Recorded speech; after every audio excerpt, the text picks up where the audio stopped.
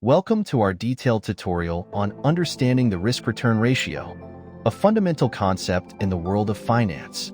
Today, we'll break down what the risk-return ratio is, why it's important, examples to illustrate its application, and Q&A to consolidate your learning. Let's dive in. The risk-return ratio is a measure that investors use to compare the expected returns of an investment to the amount of risk they are taking. Essentially, it helps you understand if the potential reward justifies the potential risks. To illustrate, let's consider two investments, Investment A and Investment B. Investment A is a stock with an annual expected return of 10% but a high risk of volatility. Investment B is a government bond with a lower expected return of 3% but almost no risk. Which one is better? This is where the risk-return ratio comes into play. Let's plot this with some data. Suppose the standard deviation, a measure of risk, of Investment A is 15, and for Investment B, it's 2. We'll calculate the risk-return ratio for both.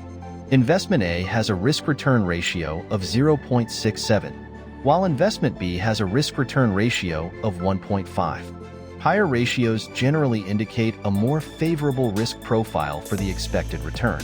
In this case, Investment B, despite its lower return, offers a better risk-adjusted return. Now, let's consider how different types of investors might approach these options. A risk-averse investor might prefer the lower risk, lower return Investment B. Meanwhile, a risk-seeking investor might opt for Investment A despite its higher risk, tempted by the higher potential return. Here's a question for you. If an investment has an expected return of 8% and a standard deviation of 4, what would its risk-return ratio be? Great job! You've calculated that the risk-return ratio is 2, indicating a potentially favorable trade-off between risk and reward. It's essential to note that the risk-return ratio is not the only metric you should rely on. Diversification, understanding market conditions, and your individual financial goals also play a critical role. In summary, the risk-return ratio is a vital tool in assessing investments. By balancing potential returns with associated risks, you can make more informed financial decisions.